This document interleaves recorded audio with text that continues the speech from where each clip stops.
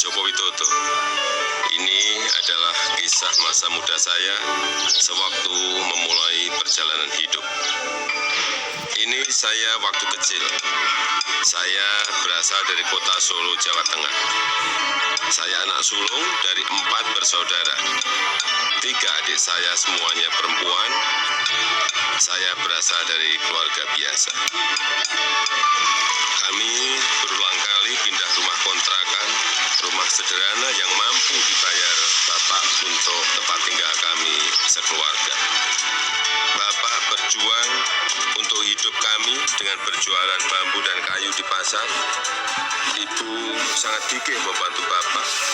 Setelah selesai masak dan membereskan rumah, ia segera pergi ke lapak dagang Bapak untuk membantu mengikat bambu dan kayu. Mereka melakukan itu semua demi anak-anaknya untuk bisa sekolah. Mereka meyakinkan saya bahwa sekolah akan mampu mengubah hidup saya.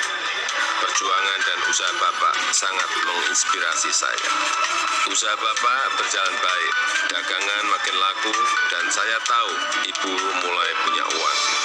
Saya pun mulai nakal waktu itu. Saya sering iseng memanggil pedagang makanan apa saja yang lewat dekat rumah.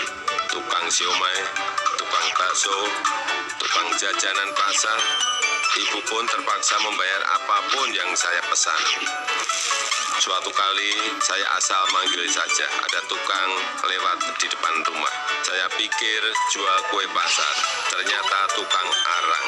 Ibu muncul sebelum saya sempat berlari. Terpaksa ibu membelinya dan langsung menyodorkan bungkusan berisi arang untuk saya makan sambil berkata, "Ayo makan, habisin ya, kamu kan yang kepingin jajan." Suatu hari kami kena gusur pemerintah daerah karena daerah rumah kami akan dibangun fasilitas kota. Kami sekeluarga terusir begitu saja tanpa ada perhatian di mana kami akan tinggal. Kejadian ini membuat kami sekeluarga sangat terpukul. Kami terpaksa menumpang di rumah paman. Keadaan yang sulit membuat kami sekeluarga gigih berjuang lebih keras. Bapak menjadi sopir angkutan umum. Setelah sekolah, saya membantu ibu berjualan di pasar meneruskan usaha Bapak. Kami sekeluarga menjalani hidup tanpa mengeluh dan saling mengalirkan energi positif.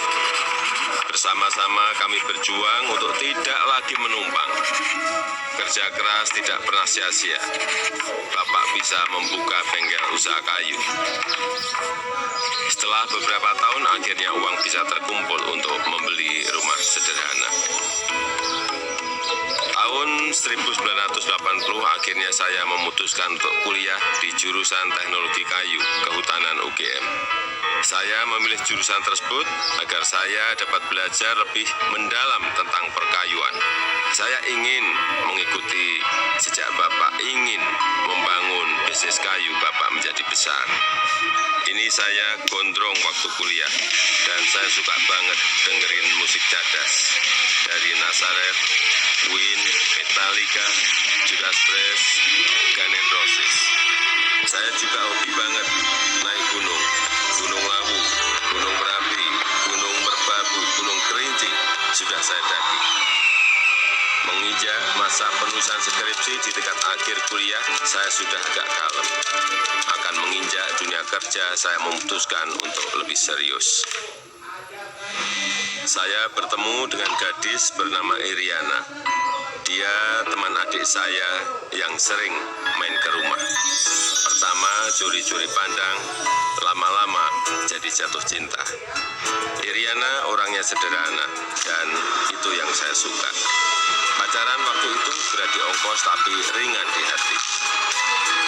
Saya naik bus penuh sesak, bolak-balik Jogja Solo demi bertemu Iriana.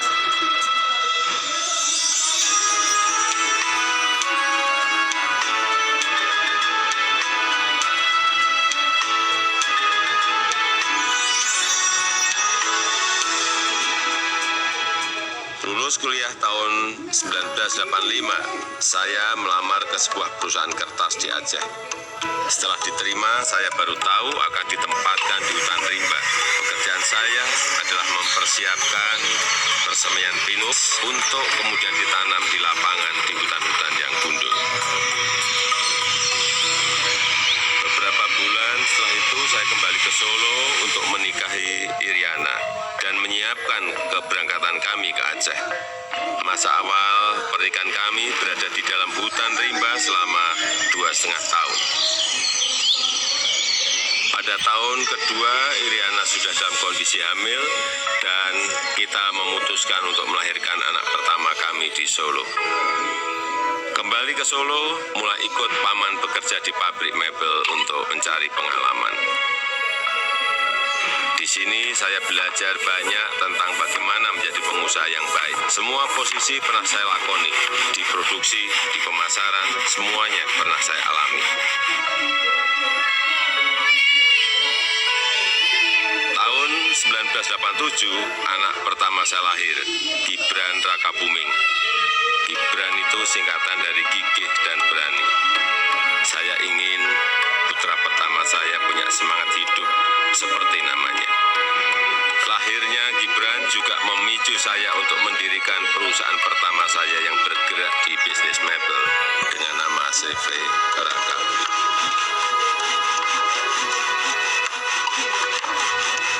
Tapi ternyata menjadi pengusaha bukanlah sesuatu yang mudah. Saya pernah habis ditipu. Barang sudah dikirim tapi tidak dibayar. Lalu orangnya menghilang. Kalau kita jatuh ya harus bangkit lagi. Tidak lama setelah itu saya mendapatkan pinjaman modal usaha.